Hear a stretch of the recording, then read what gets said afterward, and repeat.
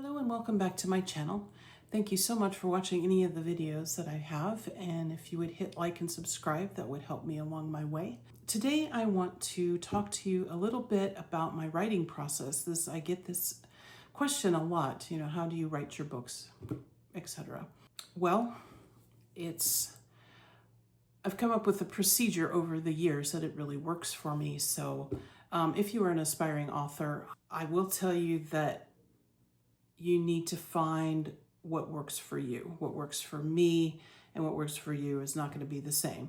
I spent a very long time just very certain that my method was wrong because, when I first started, I had no idea what I was doing. Kind of like me making videos now. And so I would take a lot of classes, and I wasted a lot of time trying to figure out how I wrote books correctly. And I had to find a way that works for me. And a lot of people tell me I'm wrong about how I do my books, but I've written about 120 by now. I think a little bit longer. I've lost count. And many of them do very, very well. So obviously, I can't be that wrong. So what I do is when I get an idea for a story, it usually just it comes to me out of the blue sometimes, but also it will be things like I do a lot of research because I write in historic periods. I write in the Regency England, I write in ancient Rome, I write in Victorian England. I'm now starting a series in the France of Louis XIV. And I have a deep interest in the medieval and Renaissance periods. And I have done a recent novel called Eloise and the Queen, which is set in the Elizabethan times because it is about Elizabeth I. So I research constantly. I'm always reading history, nonfiction. I read it all the time. I read biographies. I read history of events, history of eras, the life and times of things that go on in these eras, daily life books, those kinds of things. But mostly I read just the histories. And while I'm reading those, they're amazing things, truth is stranger than fiction. Amazing, I can uncover amazing ideas, and I might not use the idea exactly as it was. But it kind of triggers something that makes me say, well, I really want to write about that, or that time period, or that building that's really cool, and that kind of thing. So that gets into my books. And for series, usually that starts with the character. I think of a time period like Regency England, and then the characters kind of shape what happens in the series and how the series progresses. For instance, my Captain Lacey series, which is one of my most popular mystery series, I actually was going to do a series about a dandy who, famous dandy like Beau Brummel, not Beau Brummel, but, kind of based on him. But as I went along, I did see at the time that there were other mysteries series or other series that did feature the dandy or the wealthy gentleman and something. And I said, I want to do something a little bit different.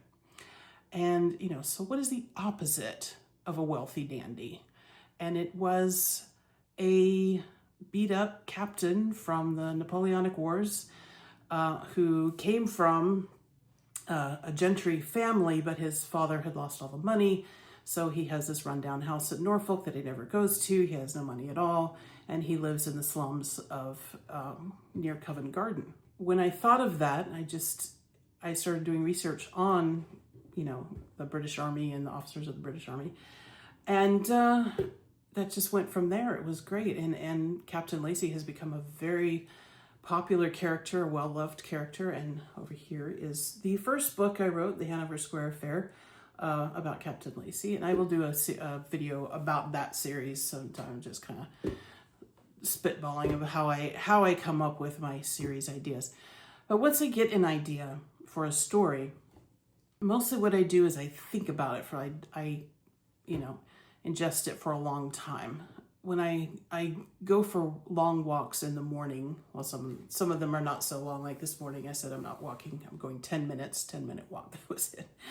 But I walk every day. And as I'm walking, I don't listen to anything. I don't listen to podcasts. I don't listen to music, anything. I just go. Part of it is I want to be able to hear cars coming up behind me so I don't get run over. And the other is I like to be alone with my thoughts, because when I'm walking around, I can really get into the stories that I'm thinking about and flesh them out. I can see the characters walking around, doing things, talking to people. Leonidas the Gladiator was completely born from my walks around and just me entertaining myself in my head. A lot of my stories are like that. And then what I do is I just start, basically. I am not a person who outlines her stories and obviously her videos before I just dive in. I have a hard time coming up with an outline, a plot, a synopsis of any kind until I start writing the story and see what the characters want to do. They call that a discovery writer. The story unfolds as I write it. It's also called writing by the seat of your pants, or a pantser writer, which is what I am. I have tried for years to outline my books. I've used, this method, that method. I've used software. I've used sticky notes. I've used index cards. It just does not work for me, because I can't see the story until I'm inside it. I can't see the story from the outside in. I have to see it from the inside. Then I can see the story and I can just write and let my characters go and do. And as I write, I get more and more ideas. This idea goes to this one, this goes to that, this, everything. I say, if they're doing this, well, then logically this should happen next, and that precipitates all of these events. Now, when I get done to the end of my draft, I've got little notes all the way through, like make sure this is clear and things like that.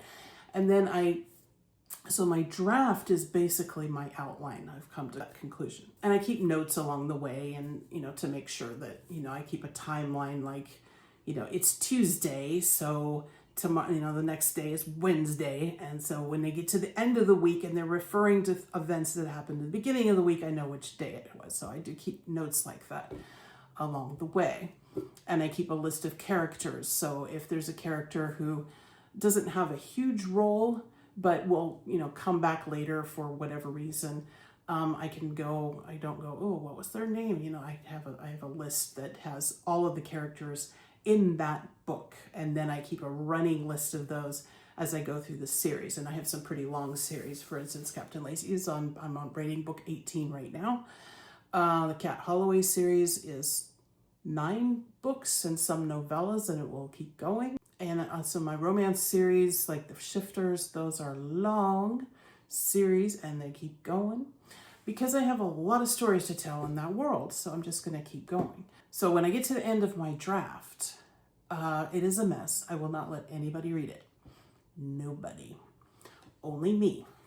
And then I go through that draft and I make sure that the story makes sense. That, all of the things that I've been thinking about, is clear and is logical and makes a lot of sense. And the words, come out. I don't have these awkward sentences and things like things flow. When I first started, I have a little harder time with this method because, I would go down certain roads and then I would be like, this has nothing to do with anything. And I had to backtrack and go back. But I've written so many books now that it's much easier for me to say, okay, I can recognize what's not going to work even before I get there. And there is a thing, some people will say, I've got a deleted scene that's a bonus that you can read. I don't have any deleted scenes, because once I get 2 paragraphs into the scene, it's either this has nothing to do with anything and I need to stop, or I make it fit into the story. It segues into the next part or something. So I never have deleted scenes. I never write a whole scene and then get rid of it, ever. This used to drive people crazy because my publisher would say, oh, we need to put like a deleted scene as an extra. And I would go, but I don't have any deleted scenes. So that was, they stopped asking me for those. So yeah, I if I delete something, it's a paragraph, and mostly it's paragraphs here and there, like I'll be going through and the character is just ruminating, going blah blah blah blah, and I say, oh, that's boring, and if it's dull, it's gone. But that's usually a paragraph, a sentence, so I don't have any deleted scenes. So once I get done with draft number 2, then I will let other people read it, and that's when it goes to my editor. If I'm writing for my publisher in New York, then that's what I send in as my submission, and then they take it from there and start.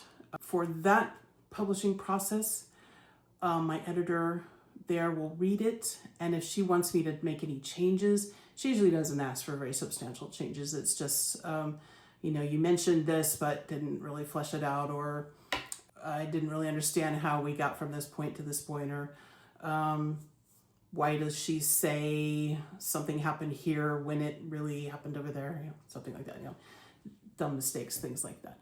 And then I make those revisions, which, like I say, is really not very much. And if she doesn't think that very many changes need to be made at all, she will just go ahead and pass it on to the copy editor. If I am self-publishing, at this point, also after second draft, I send it to the editor that I hire myself, who both does a little bit of a developmental edit as well as edits for, grammar, punctuation, sentence structure. If I use the word below too many times in a page or something, she'll mark all that. And she'll have suggestions about how to make something clearer, or, if I've, again, said, I had one mystery where at the end I realized after draft 2 or 3 that I had described that the knife was laying beside the body, but it was also thrown into the river at the same time. It was like, quantum knife. It was two different places at the same time. So I had to correct that. So things like that, that's what the editors catch. Or if I change somebody's name, like I said, for lesser characters that may not be in the story that much, if I forget their name or I misspell it or something, they'll catch things like that. So that's the third pass. The editors do their thing. Then they send it back to me, and I go through that myself. I make a whole pass through that, do the corrections. I don't always agree with what the editors ask me to do, because, it is ultimately my story. It's my book. If I really want this character to do this, they're going to do it. Usually the editors don't have me change too much of anything, but sometimes they will say, I really think that this character in the past should have done this instead. And I go, no, that's not the gist of the story. That's not the spirit of the story. So I am happy to argue for my point or just ignore them. So if you're a writer and an editor tells you something that really in your gut you think is wrong, you argue with them, and you make your point. You don't just cry and whine and say, I'm the writer, my words are so precious, you can't change them. Okay, that's kind of silly. But if you really feel strongly that this is something needs to stay, that they want to take away or change, then you can stick up for yourself and say this is why, and be very professional about it. You don't have to, throw a diva fit or anything. That's kind of silly. Okay, once we get the edits all the way through, so that's pass 3 is the editors, pass 4 is me reading it. We get into proofreading, and I usually have someone proofread and I proofread also. So that's pass number 5. So this book goes through draft, second draft, revisions, edits, proofreading. So every book goes through that. And I apologize for the airplane going by because, of course I'm making a video, so they have to do that. So I do have my books proofread by professional proofreaders and also by me. And even with that, things get missed. I mean, it's just the way it is. I've never read a book in my life that didn't have at least one typo. They're always going to be there. It's just the nature of things. even when you have more than, one or two proofreaders, it doesn't necessarily mean that you're going to find every single thing. So that's it. And then once it's proofread, then it's ready to go. If it's my New York publisher, it goes to the printers. They make an ebook out of it and they upload it. They do all that. If I'm publishing it, of course, I go to my cover designer, but usually I get my covers way in advance. So that when I'm ready to upload, if it's the middle of the night and I go, I want to upload this book, I can just do it because I have my cover already. And my cover designer also, she designs the paperback cover so that so I can upload that myself. And she has to wait until I have the final page count for that because the spine can only be so big. You have to have that perfect. Or the people that print the books, like Ingram's and Amazon, they will reject it if your cover is the wrong size. They will say, no, this isn't going anywhere. You've got to fix this. So fortunately, my cover designer is very good. I rarely have any problems uploading. And then once that happens, then the book is basically published. Either it's put out by the New York or I upload it myself and it comes out self-published, and that's it. Now for marketing and things, I'm not an author who does a huge amount of marketing and extra things. I like to write and I like to publish. I really don't enjoy the rest of it. I will do a few ads that I have just running on Facebook, kind of low dollar ads that are effective, so I'm not averse to doing that. And I post on Facebook and say, hey, here's what's going on. My biggest marketing strategy is my newsletters. My newsletters have grown, as they say, organically. It's just people who are interested in my books and sign up. That's it. I'm not offering freebies. I don't gather do a lot of contests to gather new emails. Just like I want people on my list who want to be there. So I know that when I send my email out and say, hey, these books are ready for pre-order or whatever, I know that the majority of the people on that list are going to want that email and are interested. And I do get people who unsubscribe, but just, a few every time I do a newsletter, not, gobs, just a few. So that is my process. And once I am done with the book and all the way through proofreading, what I usually do is breathe a huge sigh of relief and go, oh, that's done. Because once you've written a book and read it 3 or 4 times, you're ready to move on to the next thing. And usually I do have a next thing. And I, with this method, I write probably, I'm going to say 3 long books a year and a few novellas. And I used to write much faster. I used to write I could write about 4,000 to 5,000 words a day, which could get me a finished draft in a month. But I wrote every day. I didn't take any breaks. I didn't take days off. Every once in a while I would say, oh, I'm just taking the day off, and I would do it. But I didn't, and that was foolish because after a while I just couldn't do anything anymore. I was ill, I was tired, I was exhausted. I just wanted to stop. I have learned to slow down, take my time, do other things like make videos, build my miniatures, take walks, exercise. I like to bake. So when my Cat Holloway Mysteries, when she bakes, I bake a lot of the stuff that she bakes. That's where I get my ideas for her baking and cooking.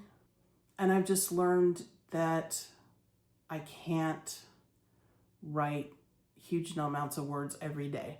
I've gotten to where I always write at least 1,000 words a day. Most of my books are between, I would say, 75,000 and 90,000 words. Those are my long books. The novellas are anywhere from 15,000 to 25,000 words. But so the long books are, like I said, 75 to 90. So if I do 1,000 words a day, that's 75 days, 80 days, 90 days for a book. Usually I do more than 1,000. I do at least 1,000, but I try to do 2, so it's a little bit faster. But often, as is the case right now, I am working on more than one book at once, so the number of words I write kind of gets cut back to that 1,000, because right now I am drafting Captain Lacey book 18 called Murder on the Rhone, which is up for pre-order at all the ebook vendors. You can pre-order the paperback at Barnes & Noble. You can pre-order paperback and ebook on my web store, which I'll put the link down below. And at the same time, I'm proofreading. I got the pages back to proofread from my New York publisher for Murder in Blackfriars, which is out in August, but I'm proofreading it now in early February. And so I have to do that every day so I can get that done on time. I also have a romance that's coming out that I've been sitting on for a long time. It's not a Mackenzie, I'm sorry. It is a new Regency romance series that is going to be 3 books long. And I've been working on this first book for a long time and putting it aside because I had more important books to write. Right now, that is in the middle of edits. It's been edited by my editor, and I am going through the edits now. But I've stopped again so I can draft the Captain Lacey and proofread the other book.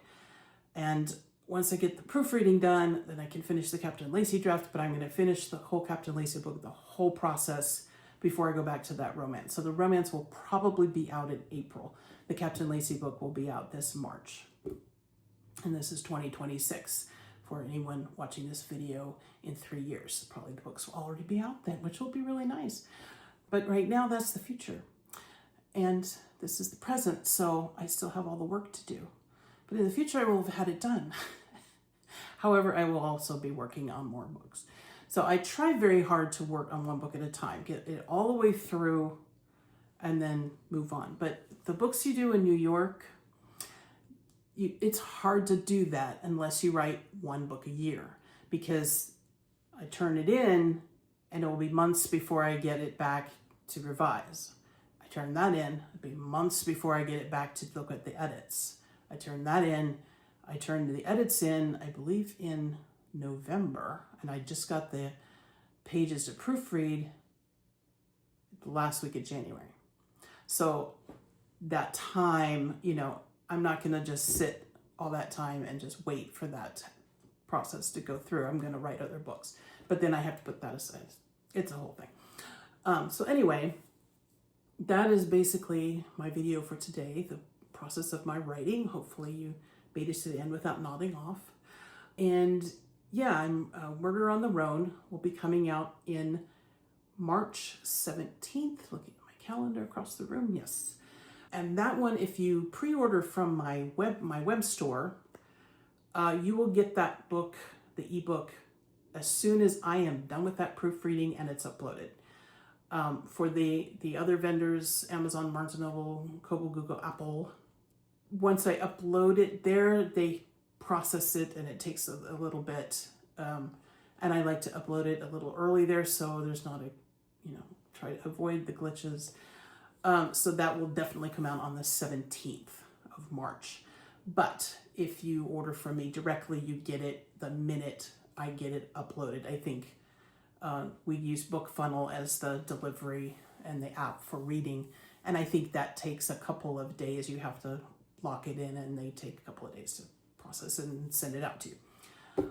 So the other book I'm working on is called Murder in Blackfriars. That is also pre-orderable on Amazon, Barnes & Noble, etc. That one I cannot sell on my own web store because it's being published by Berkeley, and I can only sell on my website the things I self-publish. That will be out in August, I think the second week in August. Looks like I have noted August 11th on my calendar across the road. Yes, Cat Book 9. So that will be August 11th. Both these books will be available in paperback as well as ebook. You can pre-order the paperback of Murder on the Rhone from my site, but I can't ship that out early because I have to order it from the printer and they take their sweet time. So That will be shipped out if you order from me, probably on the 17th or shortly thereafter. I try to get out as quickly as possible. For Murder in Blackfriars, the Below Stairs Mysteries, Book 9, that has to be ordered from Amazon, Barnes & Noble, and it's also will be available in all bookstores and bookshops. Most places you can buy books. And the romance I'm working on, I haven't said too much about that because I'm trying to make it a little bit of a surprise. It's very hard for me to keep secrets, so it's not going to be that much of a surprise. But that will be coming out around April, and when I have pre-orders, I will shout it to the world and say, what a beautiful cover, isn't it? And here's what everything is about, and I will, but I'm finishing Captain Lacey first. I have promised myself that, because if I cannot put off that anymore. And once I get all of that done, I'm going to start writing Leonidas the Gladiator, Book 4, called Brother at Arms. And after that, I'm going to get back to the Shifters and then the Mackenzies. And I'm going to do a few short works here and there from other series. But we're doing Captain Lacey, Leonidas, Cat Holloway, the Shifters, the Mackenzies this year. And then I will return to the Stormwalker world as kind of end of this year, beginning of next year. And we'll get back to Robert Archer and other stuff. So thank you again for watching. Please like and subscribe and find all my links below. And I will see you next time.